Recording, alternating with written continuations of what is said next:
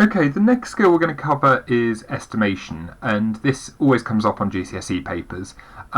It always really upsets me because people spend a huge amount of time trying to do the exact value of a calculation. So for example, trying to work out the exact value of this takes a very, very long time, and you get none of the marks. If the question says estimate the answer to something, it's asking you to round everything first. So you can do most of these calculations in your head as long as you've got the calculation rounded to one significant figure. I wouldn't advise doing it in your head, I would advise you to write it out in full. So we're going to have a go at the first worked example. Estimate the answer to 36.25 times 2.34. And the way we're going to do it is we're going to round everything to one significant figure. So, reminder from the last unit, rounding this to one significant figure. The 6 pushes the 3 up, so it's going to be 4. So the 3 goes up to a 4, and it's 40. Here, the 3 doesn't push the 2 up, it remains the same. So 40 times 2 gives you an answer of 80. And if we're being really mathematically correct, what we would do is put in here a squiggly equal sign to show that it is approximately equal to 80. And if you tried doing it on your calculator, you would get an answer very close to 80. Let's have a go at the second one. So my 52, the 2 doesn't push the 5 up, so it remains as a 50. The 7 pushes the 6 up to a 7, so 50 times 7. The 1 doesn't push the 5 up, so divided by 0.5. Now, I'm going to do the top first. 50 times 7 is 350, divided by 0.5.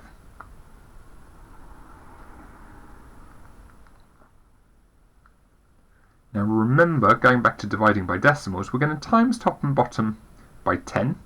So it's the same as 3,500 divided by 5.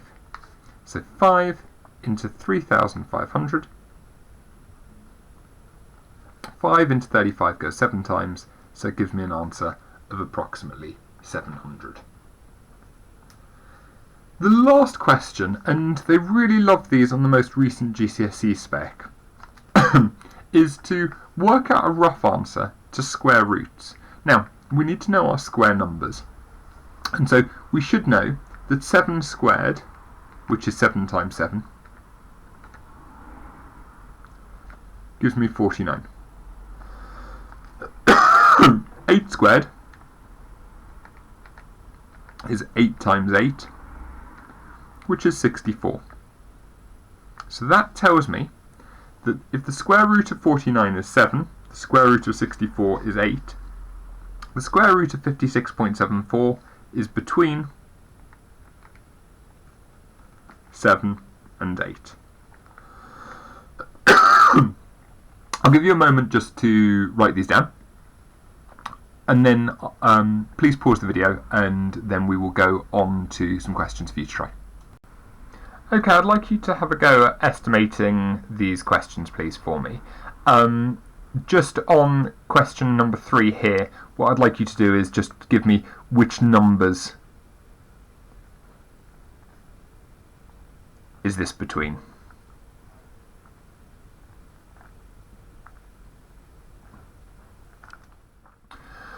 Please pause the video now, write down the questions, have a go at an answer, and we will mark in a minute.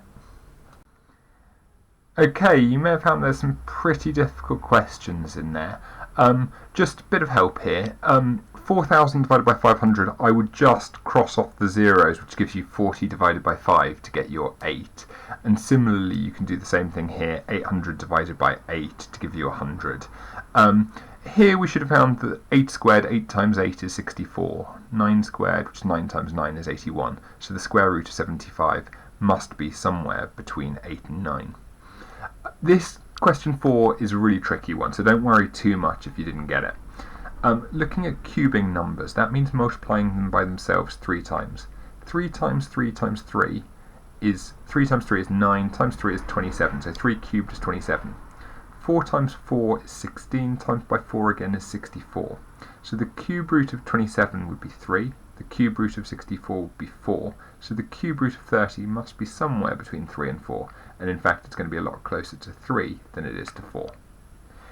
200 times 0.4 is what we get when we round these to one decimal place.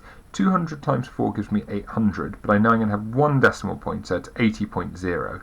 Crossing out that 0.0 gives me an answer of 80.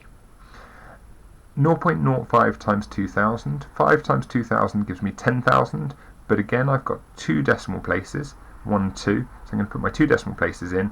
My 2 zeros go after that decimal point, gives me an answer of 100.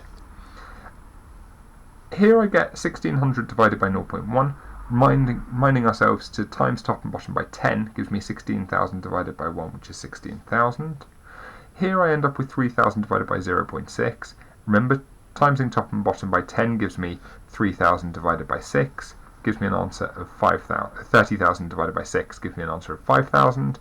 And my last one, this rounds to 100, which is a nice square number, so square roots nice and easily to give me 5 times 10, which is 50, divided by 4 gives me my answer of 12.5. Okay, can you give yourself a mark out of 9, please? If you do need some more practice on this, please go to Hegarty 131. Well done.